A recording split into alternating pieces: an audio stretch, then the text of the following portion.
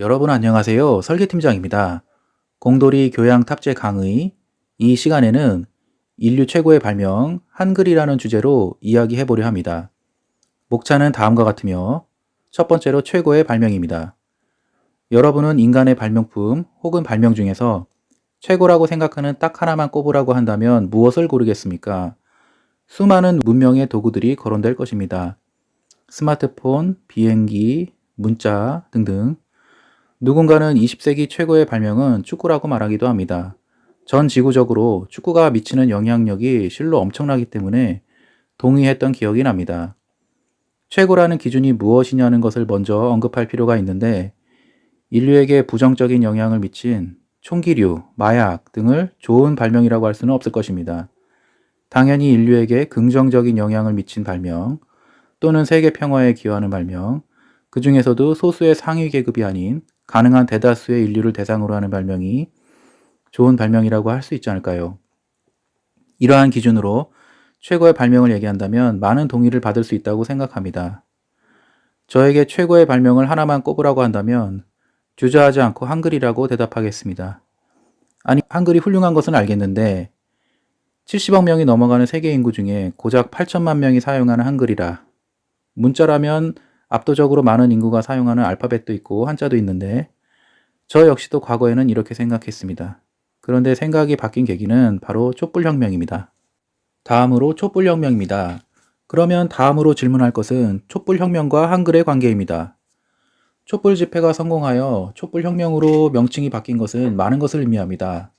대한민국 국민은 역사상 처음으로 피를 흘리지 않고 불의한 권력을 끌어내렸으며 민주적인 정부를 합법적으로 만들어냈습니다. 많은 전문가가 말하길 한국사는 물론이고 세계사를 돌아봐도 그 유래를 찾기 어렵다고 합니다. 2020년 현재 세계 최고로 발전된 민주주의 국가라고 하는 국내외에서의 많은 평가가 있습니다.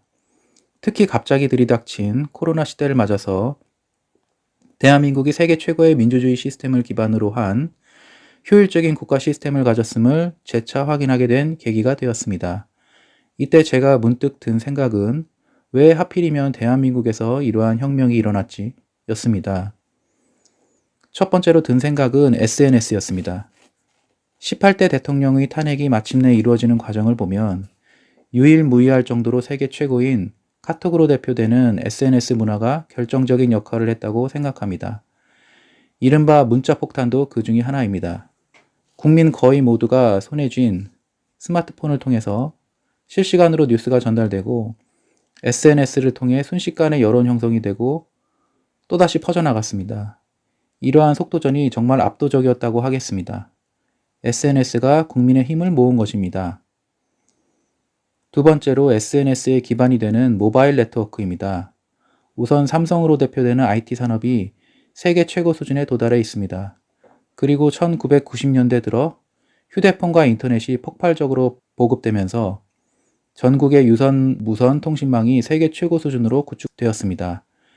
이를 기반으로 자연스럽게 모바일 강국으로 이어졌다고 하겠습니다. 우리가 모바일 강국이 된 데는 다양한 이유가 있겠습니다. 기계, 금속, 화학공업으로 상징되는 전통적인 제조업이 20세기 말에 이르러서는 선진국들과도 경쟁할 수 있을 만큼 성장하였습니다. 차세대 국가적 산업으로 꼽힌 것이 첨단이라 일컬어지던 전자, 컴퓨터, 인터넷을 아우르는 IT 산업이었으며 비로소 선진국들을 넘어 세계 최고 수준으로 올라서게 된 것입니다. 하지만 IT 산업의 근간을 이루는 기초과학과 전통적인 제조업 분야는 일본으로 대표되는 기술 강국을 아직 넘었다고 할 수는 없습니다. 하지만 이것도 따져보면 역사적, 사회적 환경에서 그 원인을 찾을 수 있습니다. 이는 다음 기회에 다루도록 하겠습니다. 그동안은 약점으로만 지적되어 온 작은 국토가 오히려 IT 강국이 되는 데는 자연스럽게 큰 도움이 된 점도 있습니다.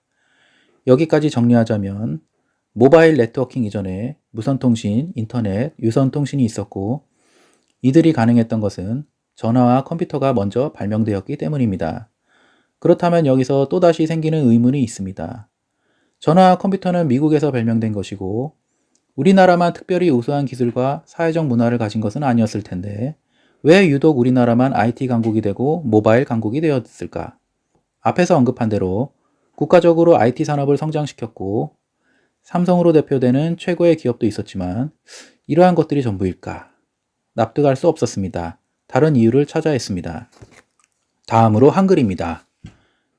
컴퓨터, 스마트폰, 모바일로 이어지는 IT 시대, IT 문화를 관통하는 하나의 키워드를 마침내 찾게 되었습니다.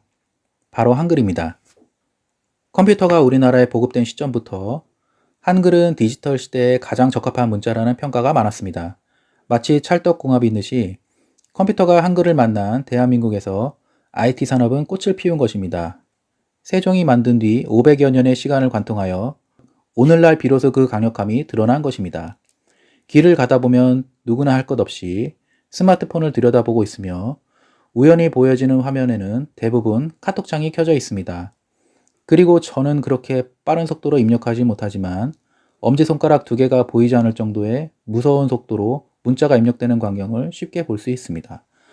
저는 벌써 기성세대가 되어버렸지만 디지털 네이티브 또는 엄지족이라고 일컬어지는 젊은 세대일수록 문자 입력이 익숙합니다.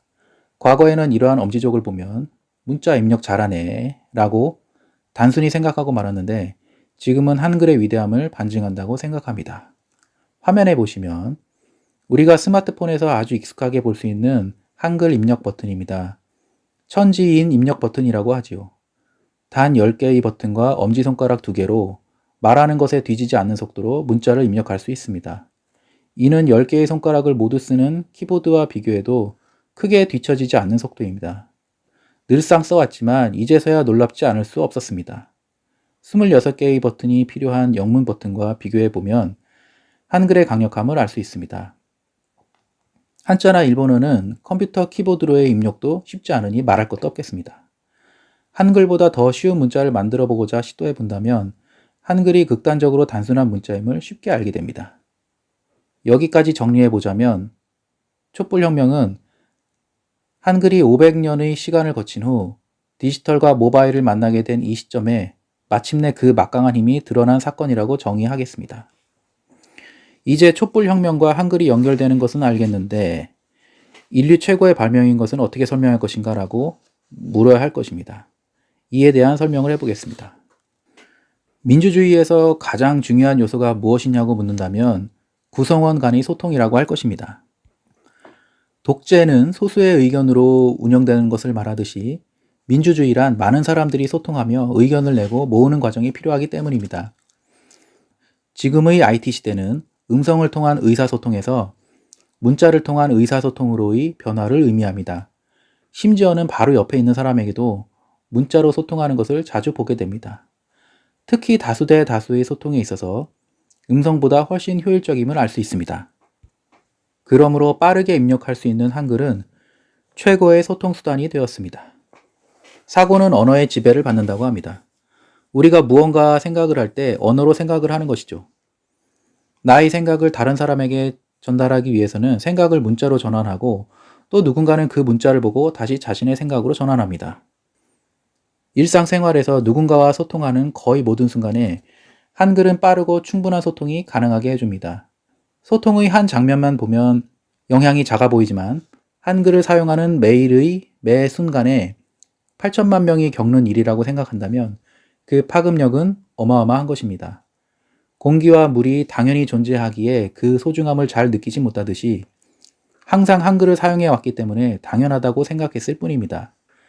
다수가 만족하는 평화롭고 정의로운 민주사회를 이루는 것이 인류가 바라는 궁극의 목표라고 한다면 이를 실현시킬 가장 강력한 도구, 즉 인류 최고의 발명은 한글이라고 주장하는 바입니다. 여기서 한글이 인류 최고의 발명이라는 것을 충분히 설명하지 못했습니다. 왜냐하면 한글의 진짜 전성기는 이제 시작이라고 생각하기 때문입니다. 촛불혁명은 이제서야 일어났고 이는 인류 역사에서 유례를 찾기 어려운 사건입니다. 대한민국은 강한 자들이 불의에 맞서서 정의가 실현될지도 모를 그 시작에 있습니다. 그리고 그 가능성은 코로나 시대를 통해 보여지고 있습니다.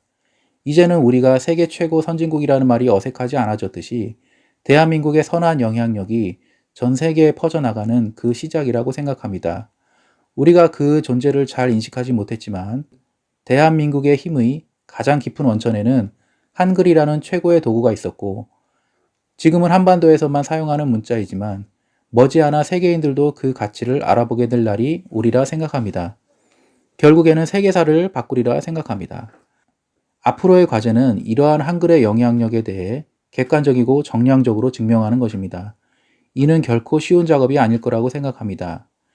이는 마치 마르크스가 자본주의에 대해 객관적인 설명을 한 것과 비슷할 것입니다.